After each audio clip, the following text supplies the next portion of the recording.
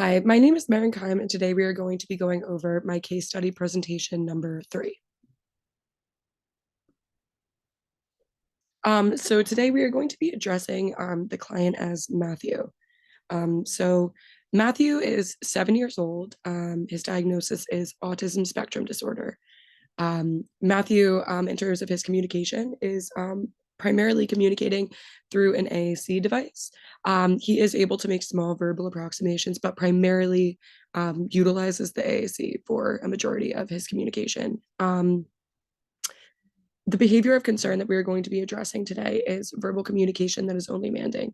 Now, what that means is that Matthew was really only utilizing the AAC to mand for certain things. So that means that he was utilizing the AAC to ask for play items such as iPad, bubbles, Play-Doh, things of that nature. As well as snacks. He was using it to demand for snacks like chips, cookies, things all within those parameters. So the intention behind the interventions that were put in place were to increase Matthew's communication skills through the AAC and to allow him an opportunity to increase his ability to tact utilizing the AAC and to broaden his use of it outside of just primarily MANS. Okay, so intervention based on stimulus equivalents to teach the verbal operant of tacting. So there were 2 interventions that were used, and it was match to sample and listener responding. So basically, within match to sample, what that means is that Matthew would be presented with a field of 3.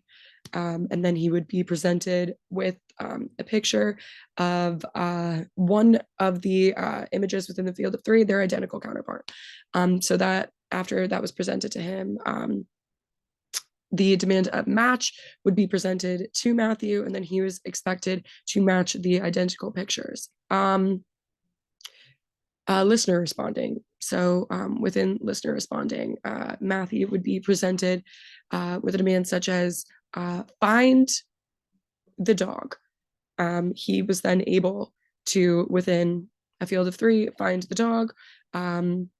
And or if an image is held up and we ask, what is this? And he's able to appropriately tact and mand tact on his AAC and provide the answer of dog.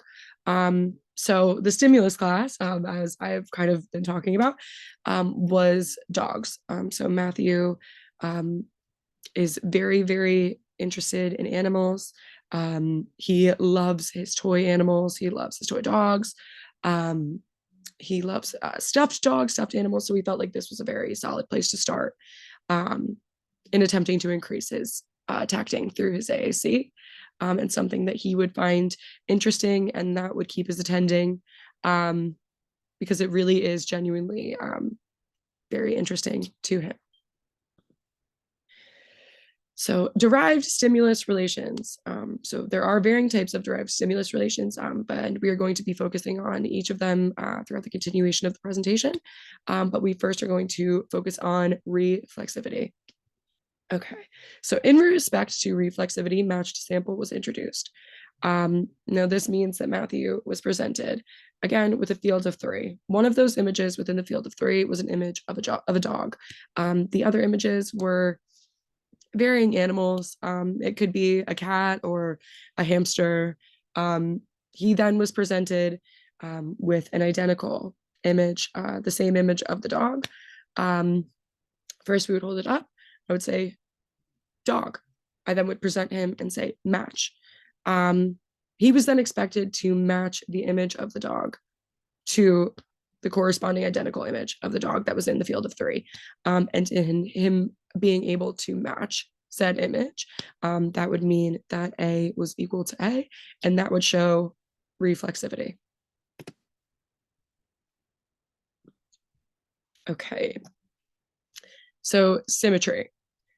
So after the matching was introduced, Matthew would go through with matching again. He would be presented with a field of 3. Again, image of the dog would be held up.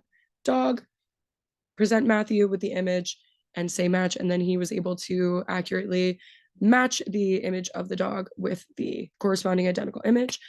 So listener responding was introduced as well. So after he was able to do that, the question of what animal is this was asked.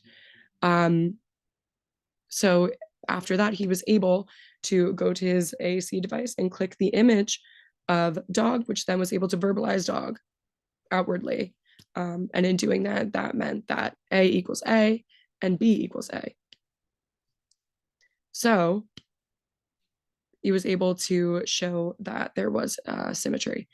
Now, additionally, with the listener responding, Matthew was presented with this field, and we were able to ask him to find or identify the dog in said field. So he was able to match, and he was also able to select or find the dog in the corresponding field.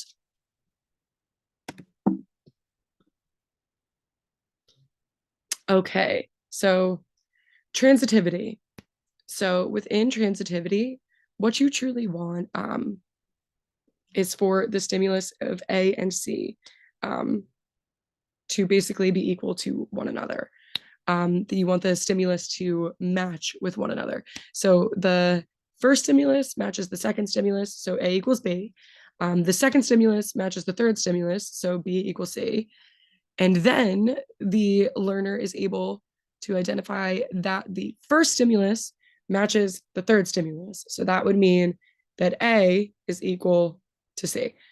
Now, in doing this, a picture of a dog would be presented. I would hold up an image of a dog and I would say, dog. Now, that would mean the picture of the dog was equal to the spoken word of the dog. That would mean that A was equal to B.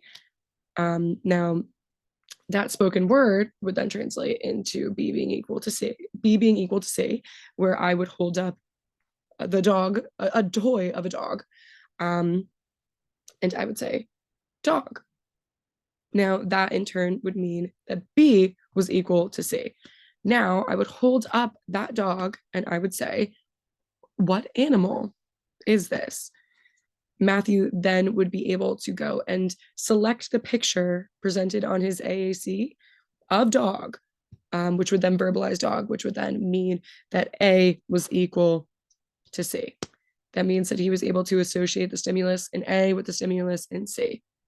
And now that would show the transitivity, and that was shown throughout the intervention. So he was able to generalize dog throughout several different instances. It was used with the toy dogs, so we were able to have that same process go through with the picture of the dog, him being able to identify the picture on his AAC. So the picture that was printed out was identical to the picture that was on his AAC. I think that that's important to note too. So he was able to relate that picture to the toy of the dog and see that that stimulus matched. This intervention actually did prove to be extremely impactful for Matthew. He was able to increase his tacting tenfold. So he, after, was able to tact dogs across many different fields, and was able to move on to other animals. So it was very effective and did show to have a functional relationship. That is my presentation. Thank you so much for taking the time to listen. I hope that it was informative. And thank you so much for your time.